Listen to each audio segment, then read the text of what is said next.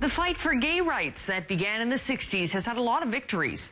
But for the people who led that fight, it isn't over. Many of those advocates will soon live in nursing homes filled with old people and old ideals. As Alison Vuchnik reports, the generation that led the struggle for equality is fighting for it once again. You're listening to the Pride of Toronto, 103.9 Proud FM. Good morning, I'm Pierce Murray, and you're listening to a fabulous morning on 103.9 Proud FM. And today radio host Pierce Murray talks about what's important to gay seniors. Like a lot of seniors, we get heart diseases, we get cancer. There's a lot of things happening with seniors. In a world where beauty can trump age, Pierce knows seniors have to fight to be heard. Are you going to be treated with respect because you're gay? Is there ever going to be a gay seniors home? And when it comes to healthcare, seniors who identify as lesbian, gay, bisexual, or transgender are worried they'll have to keep fighting. Are we going to be forced to go back into the closet? Stay tuned on 103.9 Proud FM. Because as they know all too well, coming out is tough enough. I get up in the morning, I walk into the bathroom and I look in the mirror. Things don't match up. Lorraine Sale was born Lorne in 1946. Even when I was growing up, I had the feeling that something was wrong. The urge would be to be a female, to dress as young as 7, 8, 9, 10. But back then, such behavior could have landed Lorne in a mental institution, treated with electroshock therapy. So instead, he did everything he believed a young man was supposed to do. He joined the Air Force, became a navigator, and in 1966, he met a young woman. Looking back again, I could say that in Joyce I found my soulmate. Somehow, we were able to make that connection. We were married in March 25th in 1967. This is Lauren and I on our wedding day 47 years ago. I had it for the longest time on the coffee table, and I looked at that and I thought, you know, that's not Lauren anymore.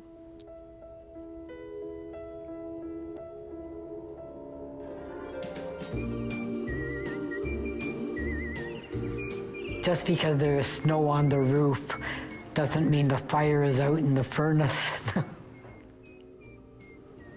And how old do you think you were when you figured out that you were gay? Probably maybe early 20s. But Alf Roberts, now 85, never told anyone. In the 1950s, homosexuals were considered by many as perverts, immoral, even criminals. What Jimmy didn't know was that Ralph was sick, a sickness of the mind. You see, Ralph was a homosexual.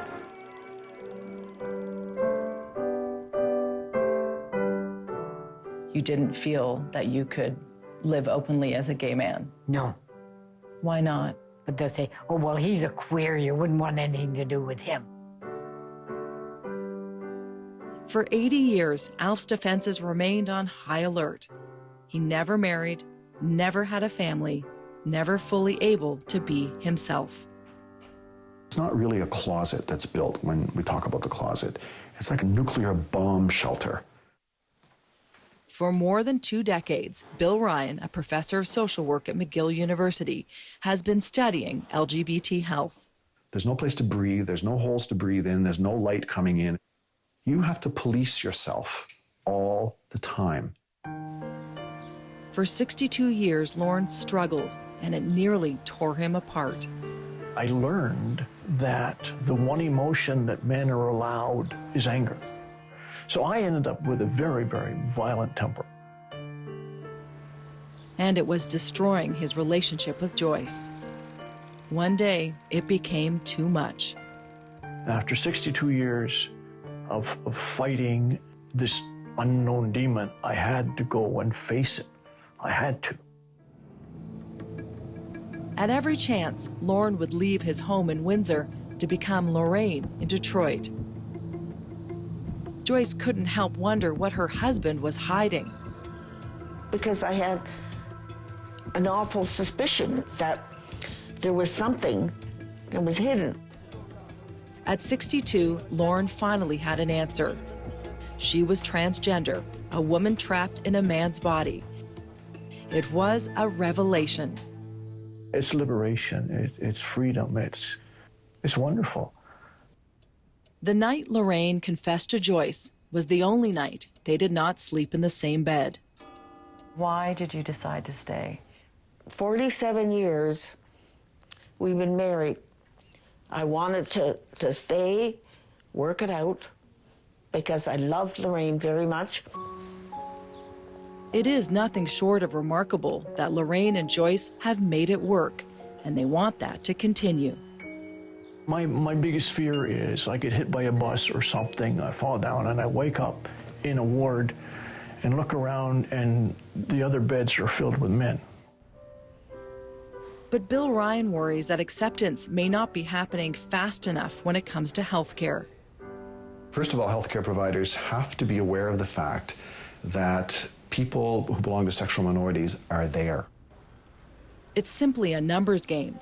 Close to 7% of the senior population is openly LGBT, and that 7% want a place they can feel safe, say what they want, be who they are. You know, people aren't being treated the same. Just because someone doesn't name their reality doesn't mean that they're not there. They're invisible. That makes them vulnerable to discrimination, whether it's a dirty look, inappropriate behavior, or even a homophobic slur. Bill says many seniors will revert to their old ways, hiding their true identity and who they are in love with, when all they want is care. This man said when he went to visit his partner, he would walk into the room and he would close the door and lock it. Then he would go to the bed and he would help his partner into the bathroom, and he would walk into the bathroom and close the door and lock it. So 2 locked doors between them and anybody else. And he would just hold him and hug him. It's horrible to not be able to show affection. He lives a public life on the radio, but at home, Pierce is just trying to be a good husband.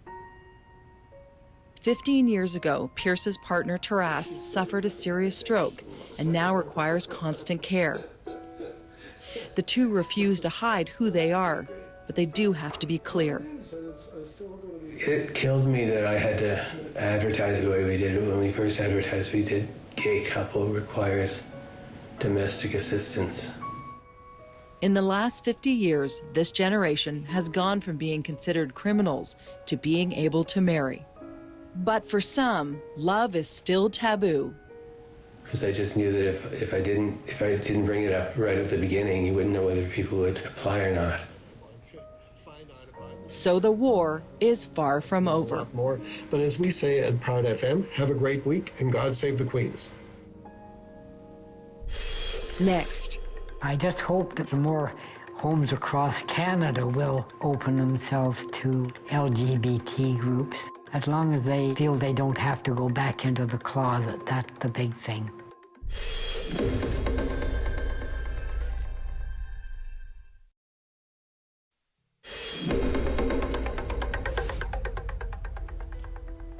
Brings back a lot of memories. For Michelle Beauvais, going back in the closet would be a betrayal. It's very, very important for me to remember the fight that we've gone through. We can't forget.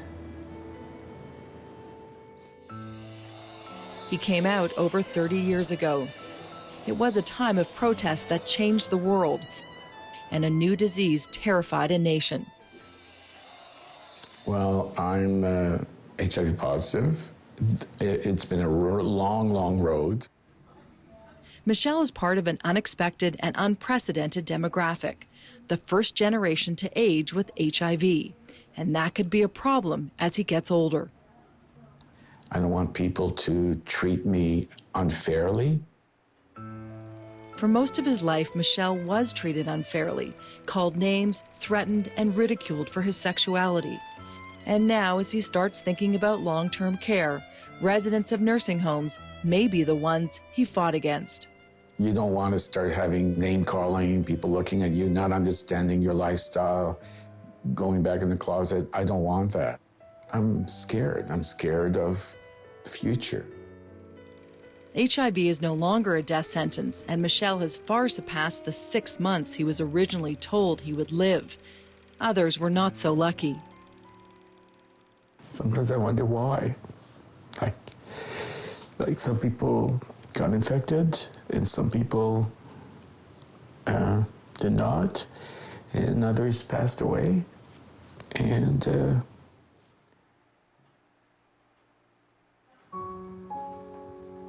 for now, he is kept alive with a cocktail of drugs. 1, 2, 3, 4, 5, 6, 7, 8, 9, 10, 11, 12, 13. 13 pills a day. But those drugs could be making him age faster. Last year, at 57, he was diagnosed with a mild form of HIV-related dementia. I feel like a guinea pig for medication, for treatment. So I would be more comfortable into LGBT nursing home, retirement home, yes. We have to make all places LGBT friendly.